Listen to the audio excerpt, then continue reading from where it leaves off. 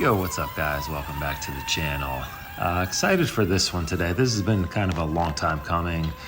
This is the remains of my Capra. So a while back, I took the axles off of my Capra and I used them for a custom build. I've been calling it my Amazon crawler because it uses Amazon chassis, Amazon transmission, and just a whole bunch of parts I got off Amazon. I'm pretty happy with that build, and I'm gonna have another video coming up soon, some running video and just kind of going over that build. But this one, it's been sitting around for a while, and I knew that I wanted to rebuild the Capra. It was always one of my favorite crawlers, but it had its limitations, and mainly due to the center of gravity on the Capra is not the greatest. It kind of does have a heavy transmission, and with the portal axles, it's super capable, but again, the center of gravity was just never the greatest. It couldn't really tackle the steepest terrain, couldn't really do the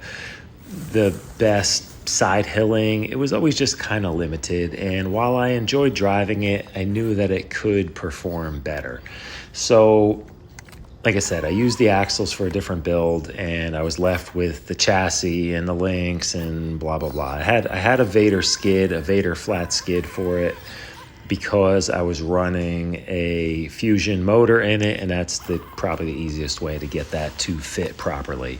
So I went ahead and picked up the 3-gear adapter sold by Vader so I can mount a 3-gear trans with their flat skid. Worked out great. I picked up just a cheapy Amazon, the $60 one, you know, 3-gear with dig that you see all over Amazon. It's like red and black and silver. Really nice trans, works great. Threw a little bit of grease in there. It's good to go. I will have a full build video on this coming up soon. As you can see, it's a little rough around the edges. The interior is still, you know, missing. The wiring is not even close to being neat in this. I kind of just threw all that stuff in there and wanted to get out for a quick run just to see what else I needed to change or improve. And to be honest, I like it so much. I've run this thing like 2 or 3 times now without even going back and tightening up the wiring or anything. It just works so well. I just want to go out and run it. So I will, when I pull it apart to neaten everything up, I will do a full build video and kind of go over everything.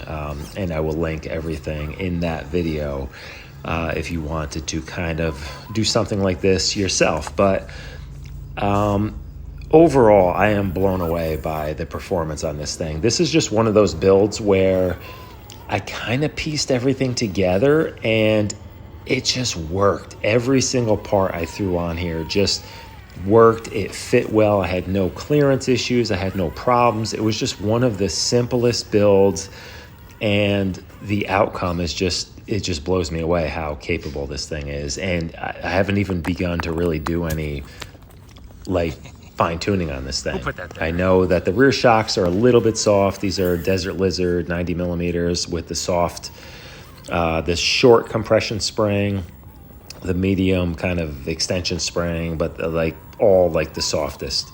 So I think in the rear especially, I need to go with a slightly stiffer spring. See, that's something. And that's kind of what you'll see here. It just, every once in a while, I just kind of like would unload to one side or the other, especially on climb. So I think maybe going with a little stiffer compression spring is going to help, especially on the rear. But anyway, just a quick overview of this, and I will have, like I said, I'm going to have another video of the full build on this. This is running Element straight axles, pretty much from the front axle was directly out of my Element Gatekeeper. I had switched that up to IFS on the front, so I used that, and I picked up a kit, built up a rear axle. You'll see here, this line, when this was a standard Capra, even with 4-wheel steer, I was able to get this line, but it took an extremely long time for me to get it, like 5-6 minutes. And I'm gonna pause the video here because there's a jackass outside with a big van with his stupid reverse beep. I think you can hear that. I literally want to kill this guy for his stupid reverse beep. That is so loud. But let me pause this here. All right, I'm back. But this section here, so when this was the regular Capra, I was able to get it, but extremely difficult. And this is first shot. You know, the straight axles on the Capra, I like so much better. Just the center of gravity is much lower. And yes, you know, you do lose some clearance, but it's just so much more capable in every other way that I really like this. In this build configuration, so much better than it was. And I gave up the four-wheel steer. I didn't really want to overcomplicate things, so I decided just let me build up a standard rear axle. And it does have dig, which is ultimately, I think, my favorite of all the features you can add to a crawler in terms of overdrive, four-wheel steer, dig. Dig is my favorite. I think it's the most useful. This doesn't even have any overdrive. Nope. We got it just has dig. Crap. That's really the only trick in this in this bag, right? my new And if you think about it, dig is essentially a momentary 100% overdrive, right? Because it's going to completely lock up the rear wheel. Front is the same as stock. The rear links are stretched. With these ruptures, that looks correct. Sitting nice and low. Got to get the interior back in this thing. All right, I didn't want to talk over myself there. See how this thing descends something. Stuff doing voiceover sometimes. Sometimes I like to yap while I'm filming. But yeah, so dig being like a momentary 100% overdrive is just so useful. And I have to say that what I had just mentioned, the 1200 Fusion live, let's say, just stretching insanity. the rear, stretching this wheelbase out to 13 inches really suits this build, especially with the straight axles and just the, just the weight distribution, and with the slightly larger rupture tires, it just fits it really well. I think it was a huge benefit in a lot of these obstacles because this is a pretty familiar place. This is Rifle Camp Park here in New Jersey. Definitely my favorite crawling spot. It just has some really cool rock formations. I've driven pretty much, definitely every crawler I've ever owned, I've driven on these obstacles. Some of these are new. There's definitely certain things where this truck is so capable that I just started looking for newer things, maybe lines I've never attempted before. And, there were a couple that just for time I edited them out just because I had spent a few minutes, 3-4 minutes, and I didn't want to make this a crazy long video. But for the most part, a lot of these are just first shot, just pretty fresh build here. Don't really have a ton of experience with it, and just went into these lines and was able to just, clean a lot of them first shot. And that, that really says a lot about a build. So let me just go over briefly what I got going on in this thing. As I mentioned, Element straight axles front and rear. The links, I picked up some off Amazon, RC Lions brand, I think they were. They're probably sold under a few different names, but just these high clearance links. I will, during the kind of breakdown video, I will link everything that I have into this. But high clearance links, front and rear. The rear I did extend with some Traxxas eRevo rod ends that are longer than than most. So that brought the wheelbase out to about 13 inches. A 3-gear trans with dig, a Vader flat skid with a 3-gear adapter. Just a Zoske 35 kg Pro servo in it, Endura turbine wheels, J-Concept ruptures with Timtin inserts, which are Pro-Line copies. They could be found on Amazon for like $15. Desert Lizard 90 millimeter shock set up with the soft springs, not like a full sag setup, I do have the shortest springs as compression springs, and then like the medium length as the extension springs. It's 30 weight fluid. It's very good. What else can I even say? I don't have any added weight to this. There's no portal weights. There's no diff cover, brass, or anything. And I think it can use a little bit of weight up front. I might just throw like either some knuckles on there, brass knuckles, or like a brass diff cover. Maybe even just go cheap and do some brass beadlock rings. That is the most cost-effective way, and I think that would help. And I do want to change the compression springs on the rear shocks, but man, does this thing work great. And I need to total everything up. This would be one of those things where if you could find someone selling like a Capra cage and body and maybe even some of the other parts cheap enough, you could build this thing up like this pretty inexpensively. I am running a Hobbywing Fusion SE 1200, and I have a fairly large pinion. It's like a 23 tooth.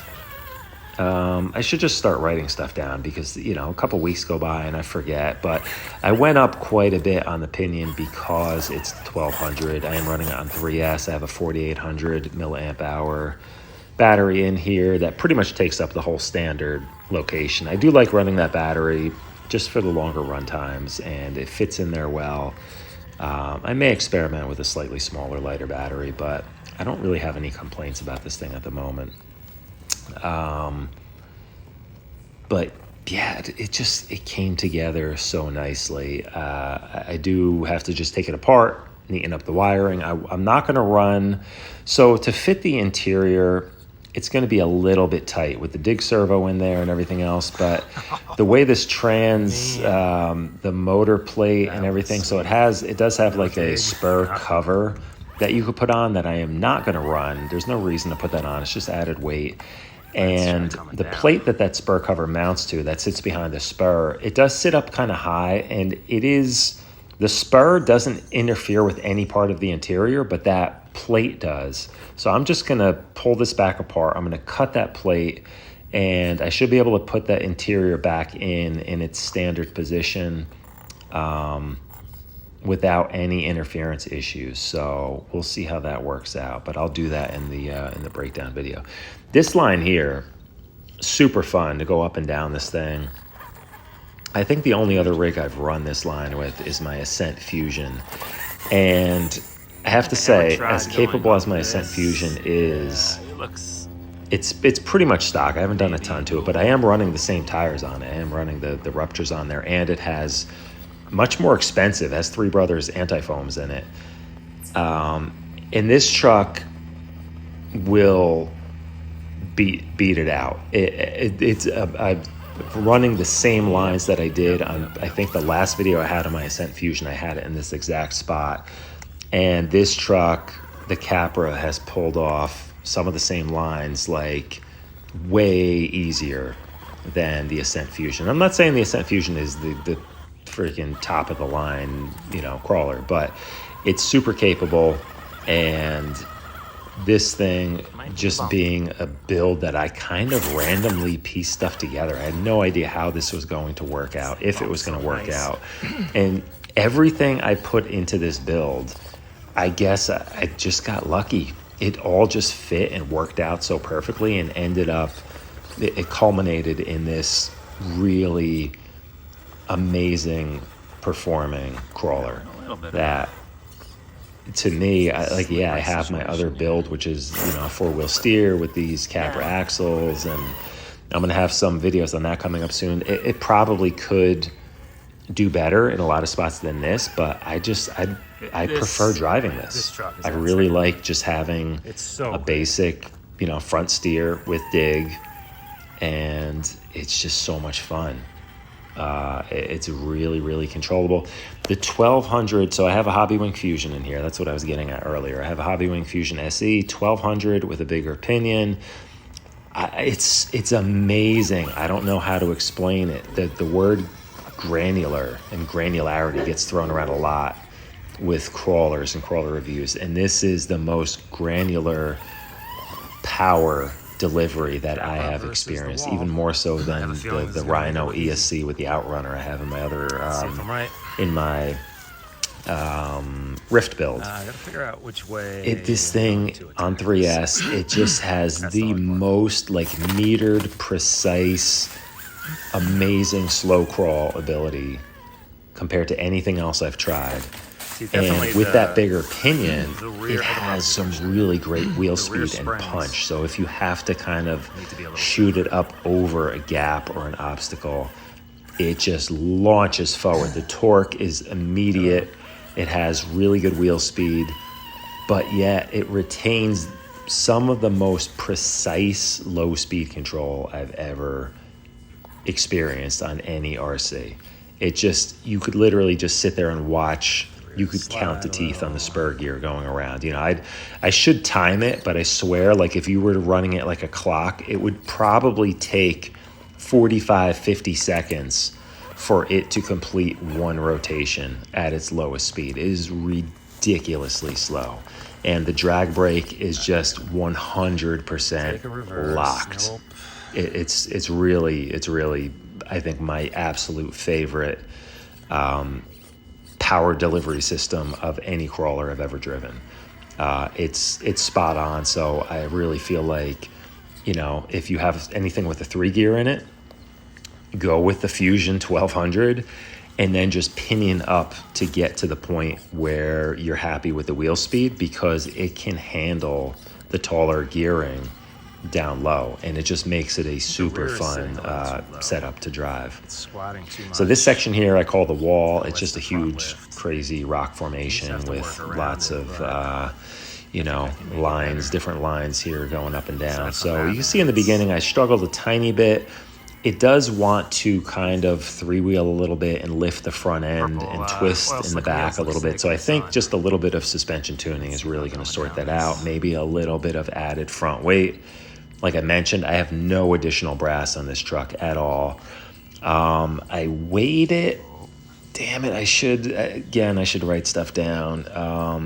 I want to say, under 6 pounds. I think it's like 5 Thrusters are pounds, sliding. maybe You know it's, 10 ounces in that range. Again, when I do Yeah, oh, look at that 3-wheel action. the build video, I will get a weight for you guys, but it's pretty lightweight, so I could definitely afford to throw in a little extra weight up front. I don't want to go crazy. I don't want to upset the balance too much, because again, looking at it, look at this thing going down, and that's what I love. I like to set up my crawlers to be able to go down almost as well as go up. You know, obviously going up is more important, but Down must go up. going back to like the Red Cat Ascent Fusion, it's a very capable truck, but it does not like to descend as much as it likes to climb, because the ass end, it just gets super light. And I don't know if it's more of a geometry thing,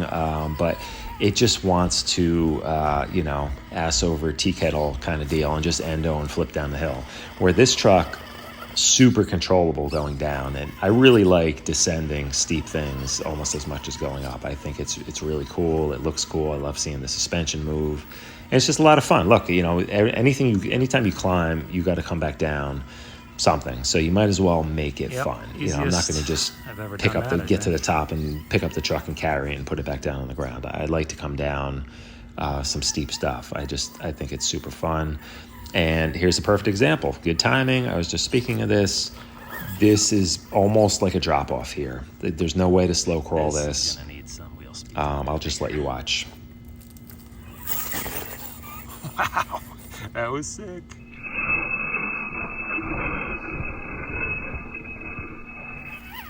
Yeah, so that to me is just so much fun. You know, I'm huge into mountain biking. I've been a mountain biker my whole life, and mountain biking is all about like the downhills, right, and doing stuff like that. So I'm super into it. And anytime I could get an RC car to do things like that, it's just a lot of fun to me. So yeah, I like to set up my rigs to go down almost as good as they go up. Yep. You know, there's always finding that balance point. Obviously, weight distribution, suspension setup, you know, if you tune it more for one, it's going to be worse at the other. So there's always that compromise. But I like to have like a balanced rig. So now, let's see what I happens. mentioned earlier my Rift crawler, and I loved my Rift crawler build. Go and check out my video series on that. It's again that up until I built this, you know what? I got to do like a little head to head because my Rift crawler, I think, is like one of my favorite RCs of all time. And this is almost like a mini version of that because the Rift crawler is essentially like 8th scale, maybe even 7th scale compared to this, right? It runs big, 2.2 ruptures on it, way bigger wheelbase, way wider track width. I do have the same exact trans in it. They both have the 3-gear trans. The Rift I run on 4S with an outrunner, and it's amazing. And this thing it's pretty much like a mini version of that, and that's why I like it so much.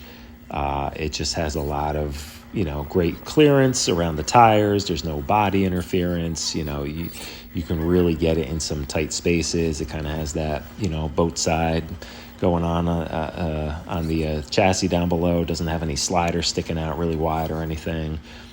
Just really agile. You can really put this thing into some cool kind of technical, challenging terrain, and it's not going to get hung up like anything with like a full size body and sliders and all that stuff would. And it's really similar to my Rift build. I got to get these two out together and run them back to back. And just see, obviously the size difference is going to play a big factor in what lines I can run and stuff, but I'm just curious to see which one I like better if I run them back to back. They're very similar. I think it's going to come down to the terrain, but I'm going to do that one day just because I think they're similar enough where, and it was kind of my goal. I was kind of thinking it would be cool to build up a slightly smaller version of my Rift crawler, and I think I totally accomplished that here. So yeah, stay tuned. In the very near future, I'm going to be pulling off this cage and just kind of, I'll show you everything that I got going on inside. I will have links to everything, the way I built this, all the parts I used, and yeah, it's going to get even better because, you know, I literally have like my receiver zip tied up high on the chassis on the back, and I could get some of this weight down lower, all the wiring and everything else, really neaten it up. Throw the interior in, and I think I'm going to mess with some weight up front and really kind of tune the suspension. This is my first time using Desert Lizard shocks, and I really like them. I think the tunability is really good. For someone like me, I love to geek out over suspension tuning, and I think there's just so many options with these in terms of springs and spring lengths and spring rates and different pistons they come with and fluid and everything. And I really like the way this thing just really hugs the ground. So I've messed around with trying to do like almost like a belly dragger kind of setup, and I was never happy with it. It just never really worked great. And I'm wondering if these shocks, this type of shock setup, is the answer for that, because you still get really good extension, really good articulation with these, but you can set it up so it kind of hugs the ground. But anyway, guys, that's it. Stay tuned. I will catch you in the next video. Later.